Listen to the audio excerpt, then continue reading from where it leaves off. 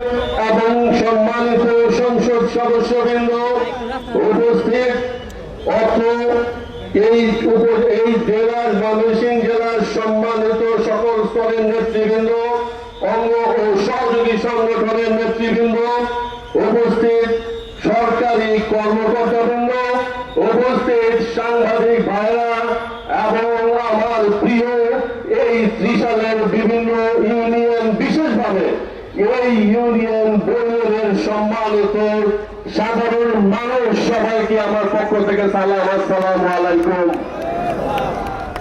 ভাইরা আমার, আজকে একটা বাংলাদেশের জন্য, ত্রিশালের জন্য, আমাদের অত্র এলাকার জন্য ঐতিহাসিক দিন, ঠিক কিনা বলেন?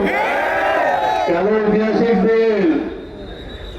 বাবার প্রধানকে অনুসরণ করে বাবার সেই খাল খনন কর্মসূচিকে আবার শুরু করে উনি সেইখানে এসে আজকে পুনর্খনন শুরু করেছে। ভাইরা আমার, ইতিহাসে এটা অনেক বিরল একটা ঘটনা।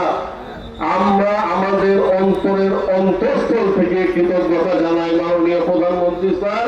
আমরা জানি আপনি কি পরিমাণ ব্যস্ততার মধ্যে দিন অতিবাহিত করেন, তারপরেও আমাদের এই কর্মসূচিকে আপনি অব্যাহত রেখেছেন এবং এই ত্রিশালে পদার্পণ করেছেন। আমরা আমার জন্য গর্ব এবং আমরা ধন্য আজকে ত্রিশালবাসী ভাইরা আমার।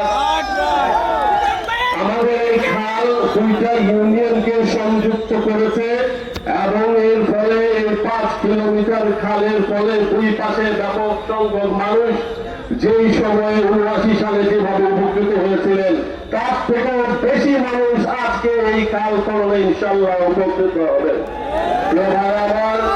আলোচনার সংক্ষেপের জন্য আমি এই মুহূর্তে মাননীয় প্রধানমন্ত্রীর দৃষ্টি আকর্ষণ করে যে কথাগুলো বলতে চাই, এই ত্রিশালবাসী যেমন গর্বিত শহীদ জিয়া রহমানের কথা বলে, এই ত্রিশালবাসী যেমন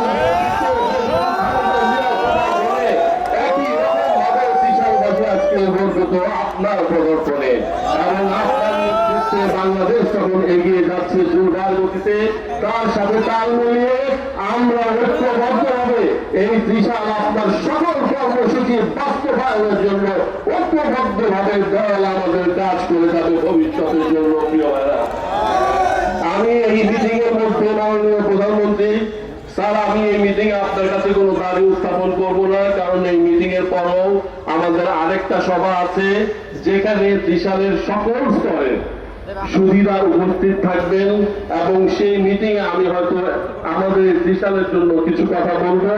আমি আজকে আপনার এই পদার্পণে ধন্যবাদ জানিয়ে উপস্থিত যারা প্রধানমন্ত্রীর এনটিওতে যারা এসছেন ঢাকা থেকে কষ্ট করে, সবাইকে ধন্যবাদ জানিয়ে আমি আমার বক্তব্য শেষ করছি। খোদা হাফেজ। বাংলাদেশ জিন্দাবাদ, বাংলাদেশ জাতীয়তাবাদী দল জিন্দাবাদ, শহীদ রাষ্ট্রপতি অমর হোক, মরহুমা বেগম জিয়া অমর হোক, আমাদের নেতা তারেক রহমান জিন্দাবাদ। সবাইকে ধন্যবাদ, আসসালামু আলাইকুম। আজকে যিনি প্রধান অতিথি